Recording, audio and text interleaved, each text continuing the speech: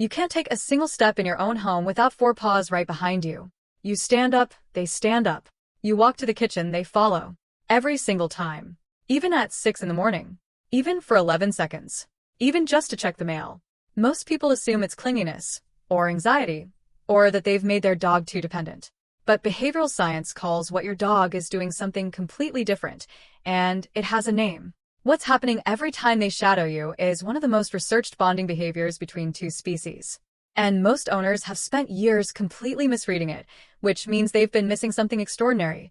There's a term that behavioral scientists use to describe what your dog is doing, and it's called social referencing. Social referencing is the act of looking to a trusted figure to determine how safe or uncertain a new situation actually is. You've seen it in children. A toddler enters an unfamiliar room, spots something strange, and immediately glances back at a parent. Not for permission.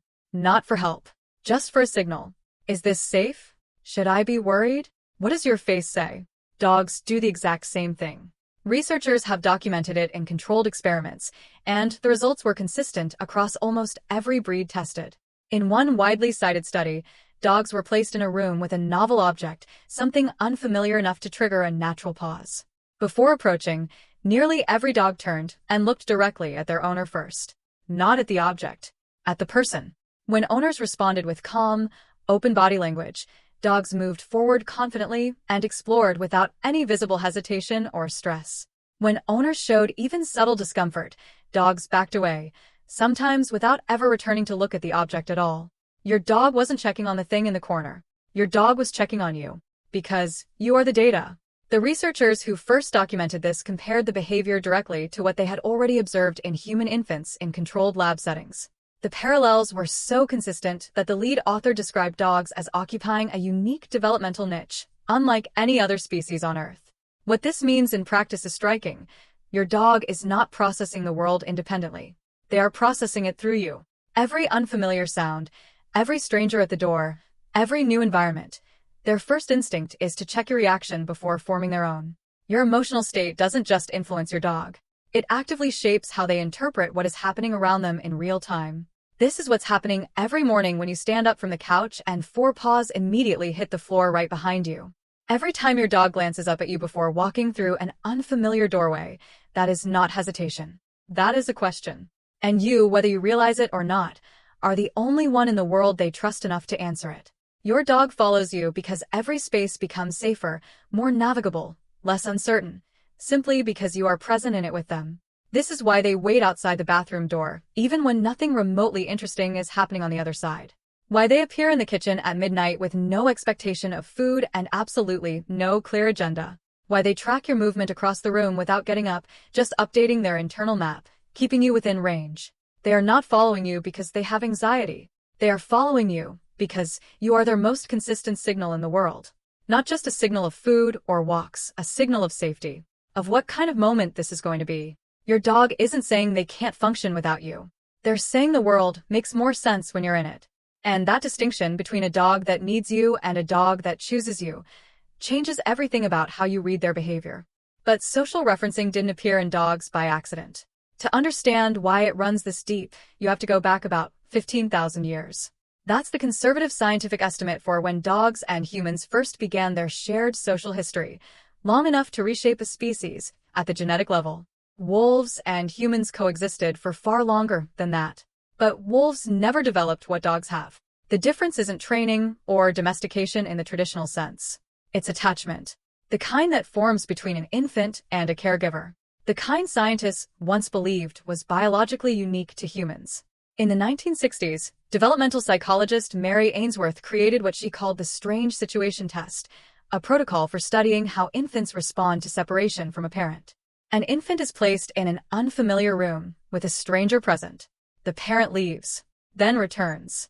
The reunion behavior reveals the child's underlying attachment style. Researchers later adapted this exact protocol for dogs. What they found surprised nearly everyone involved in the original study. Dogs responded to this strange situation in patterns that mirrored human-infant attachment with remarkable and largely unexpected consistency. When separated from their owner, they showed clear distress, but not indiscriminate panic. They directed it specifically at the person who had left. When a warm, attentive stranger entered the room, the dogs were not calmed. Only the return of their actual person settled them. Secure attachment, anxious attachment, even avoidant attachment. Dogs expressed all three patterns that developmental researchers had documented in human children. No other species, not wolves, not chimpanzees, not any other domesticated animal, has demonstrated this same response pattern with humans. Something happened in dogs that didn't happen anywhere else. And researchers now think they understand a significant part of why.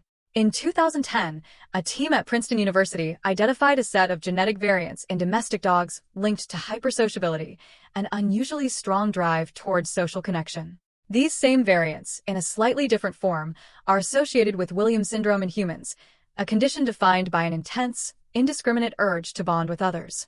Dogs didn't arrive at this by chance. The wolves most comfortable around human campsites ate better, survived longer, and passed that comfort forward to their offspring. Generation by generation, the most sociable individuals outcompete the rest, not because humans consciously chose them, but because proximity to humans was simply a survival advantage. Somewhere across those thousands of years, tolerance became preference. Preference became need. And need became something that looks, from the outside, a lot like love. The individuals who were indifferent to people, or couldn't learn to read them, gradually faded from the population entirely. What remained was a species genetically inclined to track you, orient toward you, and seek your presence, not as a learned strategy, but as a biological drive. Your dog is not being clingy when they follow you down the hallway. They are expressing a trait written into their DNA across thousands of generations.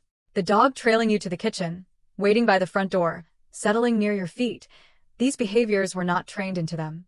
They are the result of a relationship so long and so deep that it changed the biology of an entire species on a genetic level. But here's what most people don't realize. Not all of that following comes from the same place. Two dogs can exhibit identical behavior for completely different reasons.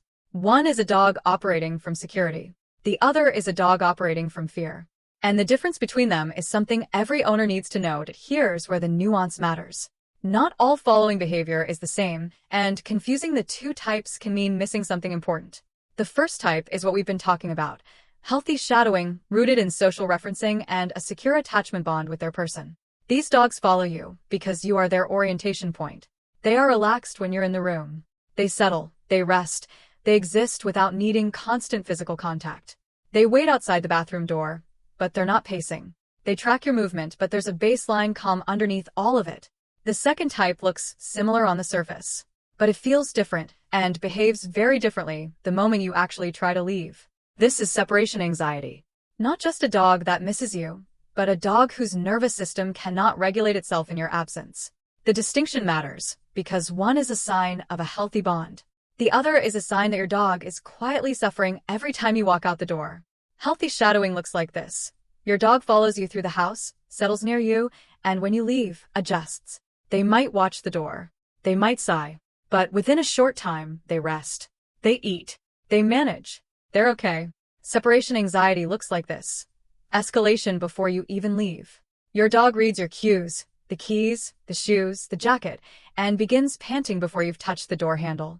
When you're gone, they don't settle. They pace, they vocalize, they destroy things near exits or entrances trying to reach you. Some dogs don't eat at all when their owners are away. Some cause injury to themselves attempting to escape confined spaces. And here's the detail most people don't expect. Some dogs with separation anxiety are actually calmer around strangers than around their owners. Because the stranger doesn't trigger the anticipatory panic. The stranger doesn't represent the possibility of being abandoned. You do. And for a dog with true separation anxiety, your presence becomes both the relief and the source of the dread. Research suggests that between 14 and 20% of dogs experience clinically significant separation anxiety. That's not a small number. But it also means the majority of dogs who shadow their owners are not in that category at all. Most dogs are social referencers. Most dogs are securely attached. Most are doing exactly what their biology and their history designed them to do. The question worth asking is not, is my dog too attached to me? The right question is, what does their behavior look like when I'm gone? If the answer is that they settle, rest, and manage, then what you have is a dog who loves you and expresses it physically. If the answer is that they don't eat, they pace for hours, they damage the house or harm themselves, then something deeper needs attention. And there is one specific behavior that most owners mistake for affection when it is actually an early warning sign. A dog that blocks your path when you move toward the door. That escalates, voice, intensity, urgency, as you reach for your keys. That's not love. That's panic. And it deserves attention, not correction, but genuine, compassionate support. So let's go back to where we started. The moment you stand up from the couch and 4 paws hit the floor right behind you. The moment you walk to the kitchen and realize, not for the first time, that you haven't been truly alone in your own home in years. Most people read that as clinginess, as something to manage, to train away, something slightly embarrassing to mention to people who don't have dogs. But now you know what it actually is. Your dog isn't following you because they can't cope. They're following you because they trust you.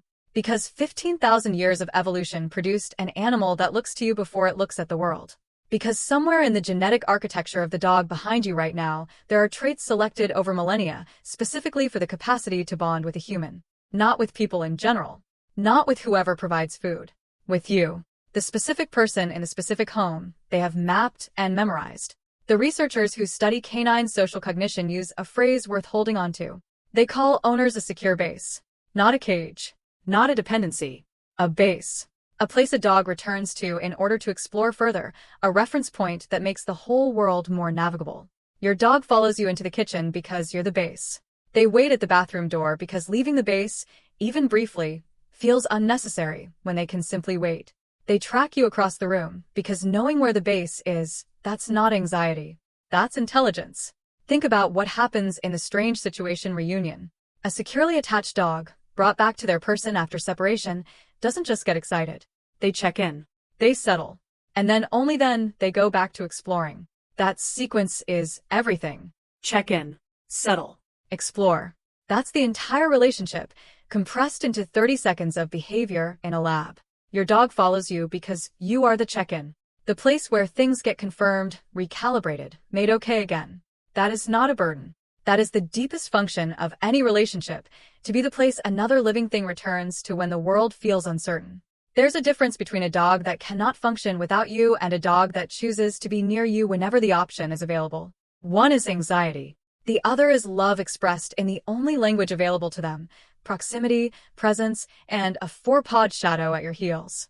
So the next time you're in the kitchen at midnight and you hear those paws padding in behind you, let that land differently. Not as something to redirect, not as a habit to break, as communication, as information, as a species saying something it has been saying for 15,000 years. You're safe. You're known. You are the most important variable in my world. Your dog didn't end up with you by accident. Evolution sent them. And every time they follow you down the hallway, they're proving it. If this changed how you see the dog behind you right now, subscribe to this channel. We cover the science of what dogs are actually doing and why it matters far more than most people realize. And drop a comment below. Does your dog follow you everywhere? Bathroom included? I want to know. Tell me you've had a 4-pawed shadow at 6 in the morning. Because the next video goes into what happens inside your dog's brain the exact moment you walk out the front door. And what the research found, nobody saw it coming.